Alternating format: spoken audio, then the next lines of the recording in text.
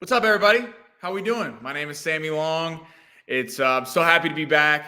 For those of you who followed Alan's channel for a couple years, I last year I got to do preview videos. I was going to San Diego State. I graduated in May. Needed an internship.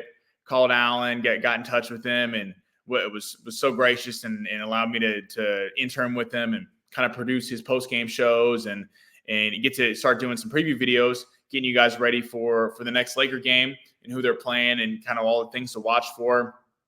It's been a blast. I'm from Los Angeles. I love the Lakers, just like all of you. So if you've been on the channel before, welcome back. If you're new, welcome. So excited to get to have Laker basketball back. It's the best time of year.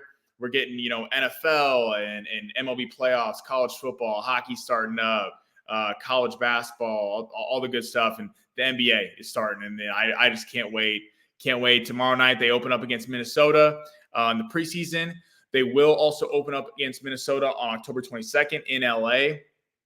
That's going to be fun. I love that they're open up against Minnesota because it's just, we got to see Anthony Edwards and LeBron and AD all summer in Paris, bringing home the gold for us all. And that was awesome.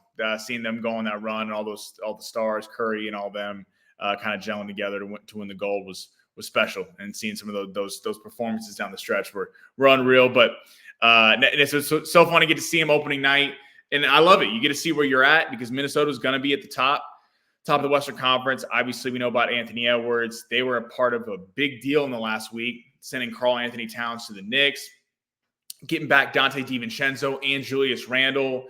We'll get into that a little bit later where I think they stand, but it's going to be fun, and I can't wait. Some things with the channel. I'm going to keep doing the preview videos, getting you guys ready for the games. When the season starts, we're going to do a little bit of a gambling spin at the end of the episodes, also getting you caught up on kind of stuff around the NBA. Alan said I can't do gambling stuff now because it's a little degenerate, and we're gambling in the preseason. But all my gamblers out there, we're coming. Just a couple weeks. We're going to get some picks, and we're going to make a little money. So it's going to be good. And then feel free to trash me. If my picks don't hit, then let me hear it in the comments because I'll be losing money just like you guys. But in all seriousness, kind of getting my first topic here, 9-man rotation. JJ Redick announced it this week. Not the exact 9-man rotation, but talked about how he wants to employ a 9-man rotation. And he already said the starters. He's going with the unit that's worked well for most of when they went on the run and got all the way to the Western Conference Finals against Denver. D'Angelo Russell, Austin Reeves, LeBron James, Rui Hachimura, and Anthony Davis. I love that he's just going with it. I don't know why it took Darvin Ham half a season to figure that out. That's the lineup that works. That's the lineup that has a ton of offensive capabilities. I think the only question that people could maybe argue is if Rui or Vanderbilt should start when they're healthy. Kind of depends what you're looking for. If you're looking for more scoring, definitely want to go with Hachimura. But if you're looking for a lockdown defender, that's what Jared Vanderbilt gives you. He's one of the best defenders in the league, and you can put him on the team's best guard. You can put him on the team's best scorer, and he's done it against guys, Luka Doncic, Jamal Murray, guys like that. Could have really used him in the playoffs last year because, as we all know, sickening watching Jamal Murray hit those game-winning shots on us, but he went nuts, and you would have wondered if Jared Vanderbilt had been there, would that have all been happening? I guess we'll never know, but hopefully he'll be there all the year this year. We talked to reporters, said about the 9-man rotation. Outside of the starters, he talked about Gabe Vincent, Max Christie, Jalen Hood-Schifino, Cam Reddish, Jared Vanderbilt, and Jackson Hayes, and Dalton Knecht as well, all kind of competing for spots. Going through those, Gabe Vincent obviously came over from Miami. Huge contract, was unreal when they played Denver in the finals. I believe he was shooting like 42% or something around there on his way to the finals. I mean, he really got hot, earned that deal. It sucks the Lakers really never got to see him last year because he was hurt for most of the year, came back with like 2 weeks left, but really couldn't find his form. It's tough to ask a shooter to, come in at the end of the year and get in game shape, and then, we're going into Denver and playing a tough series against a great Nuggets team and ask him to hit a bunch of shots. I think this year you're going to see the Gabe Vincent you saw the year before, and they're going to need him to be because he adds a 3-point threat. We're going to talk about in a little bit that not a lot of other guys have on this team. Max Christie got the huge deal. I love that JJ Redick identified him immediately and was like, he needs to be playing. He's got a lot of talent out of Michigan State. He got a 4-year, $32 million contract. That was one of my biggest gripes with Darvin Ham last year. Why are you not playing him? I mean, you saw this team play well. They go into Boston and beat the Celtics without LeBron Anthony Davis. You see them play well against top teams. You see them play well against the Thunder. You see them play well against Milwaukee and teams like that. And then the Lakers will play the Houston Rockets and they get destroyed and dismantled by a bunch of 22, 23, 24-year-old rookie, second, third-year players. And you're like, what is happening? Is it just, the Lakers can't run with them? It's not a talent thing. We know that. The Lakers were way more talented, but it was just kind of like a almost energy thing, almost kind of running out of gas. I never understood why Max Christie wasn't playing. Torian Prince, guys like that, you knew what you were getting from them. They're veterans, they're serviceable at times, but it's not like, they're going to become stars now. Max Christie has the capability to be a really good player, and I just didn't feel like Darvin Ham didn't really want to nurture that and kind of bring him along.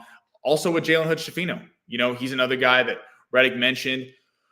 Rookie last year out of Indiana, super high upside pick, guard, kind of all the measurables you look for. He was really good at Indiana.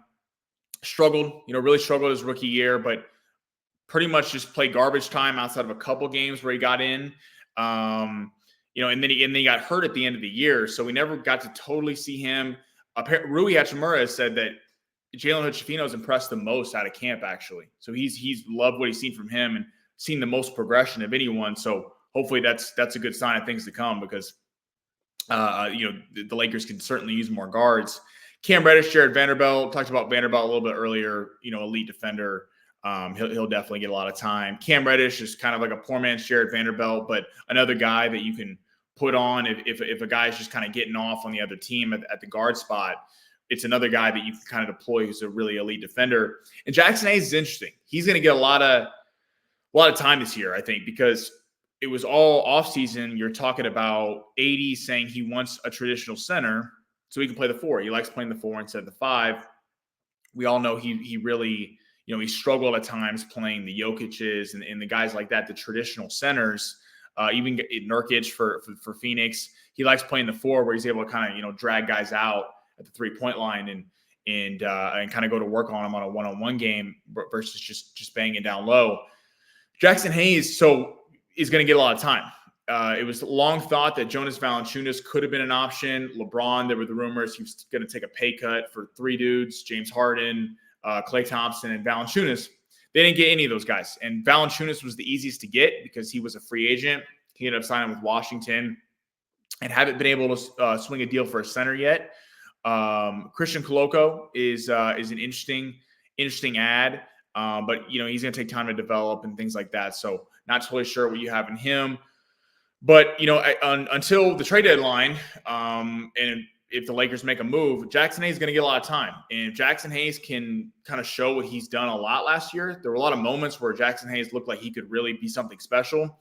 That I think that really helped the team and allow AD to kind of play the spot he wants to. So it's going to be interesting to see which 4 guys. And Dalton Knecht, forgot about him. Dalton Knecht, rookie, super excited about out of Tennessee. He's got big expectations. Maybe a little unfair for him, but he played 3 or 4 years at Tennessee. He's like 22. So he's not just a one-and-done guy where you're asking him to come in and hit shots. I mean, he was great at Tennessee. We all saw in the tournament, he dropped 39 points against Purdue. And hopefully he can really develop as the season comes along as a 3-point shooter. And obviously that's what JJ Redick was great at when he played. So hopefully they can bring him along. Speaking of 3-point shooting, kind of touching on that was a big problem last year. It was really just D'Angelo Russell, the 3-point percentages for the team, for the starting lineup. D'Lo shot 41.5%, which is really good. He obviously was great the last few months of the season. LeBron had a really kind of resurgent year from the 3-point line, shooting 41%.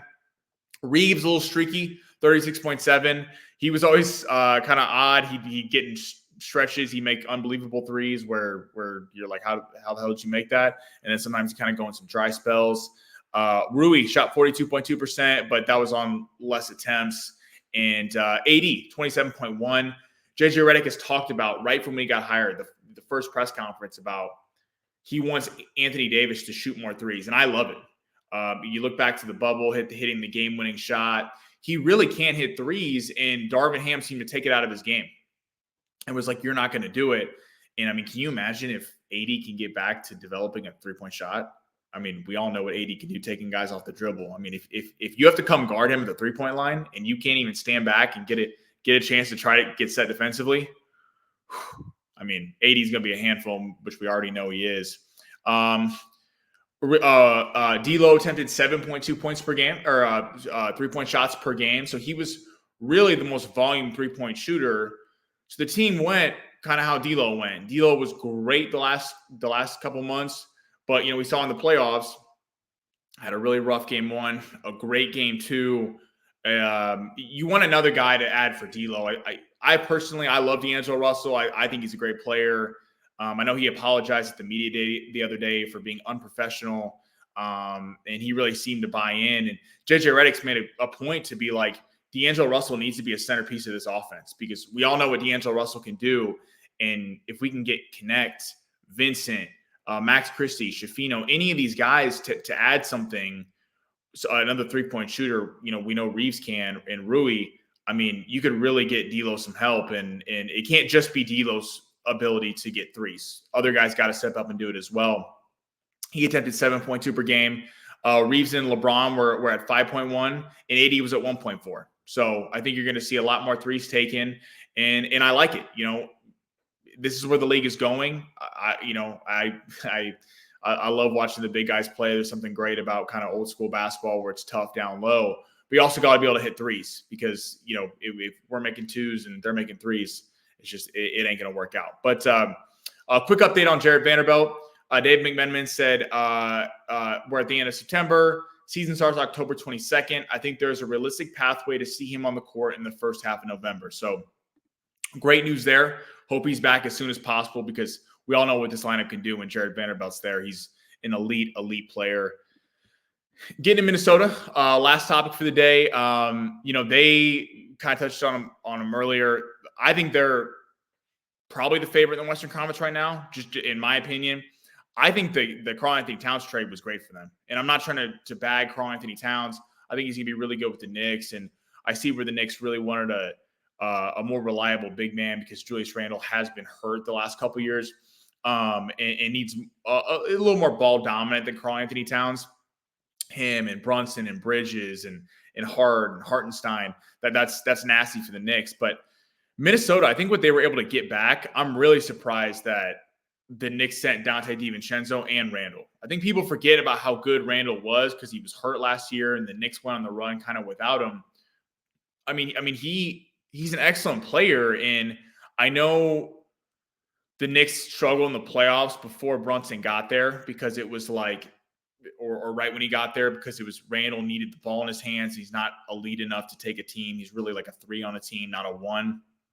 I mean, Anthony Edwards, you got him a guy he can pair with Naz Reid, who's been excellent in Gobert. And then you got to get Dante DiVincenzo. I mean, that's what held the Timberwolves back this year, was they didn't have a shooter alongside Anthony Edwards. I mean, guys were literally – those playoff series against Denver, it's kind of crazy they got through Denver. And then the Mavs, they were just like double teaming Anthony Edwards. They were daring other guys to make shots, and they just couldn't do it.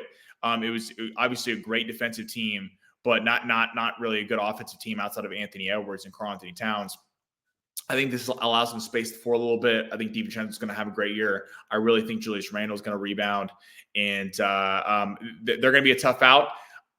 Looking at the Lakers' perspective, I think the Lakers are being slept on this year. I really do. I think that this team, I mentioned it earlier on Alan's show, as diehard Laker fans, we know every other team is rooting against us. We've won a ton of banners. It's Los Angeles. It's a tradition of winning. And so I think a lot of people are trying to knock the Lakers and talk about how, well, they're old. And I mean, AD and LeBron were healthy all year last year, and they didn't go far. So, I mean, what are they going to do this year? if they stay healthy, and this supporting cast, I think, is a lot better than a lot of people give them credit for, this team can hang with, I think, a lot of teams in the Western Conference and go a long ways. I mean, keep in mind, we lost to the Nuggets in 5 games, up 20 in game 2.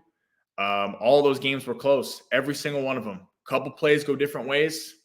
Who knows? You have Jared Vanderbilt and Gabe Vincent. Now Dalton connect, and maybe Shafino takes a step. I know we're being uber positive, but this team does have high upside.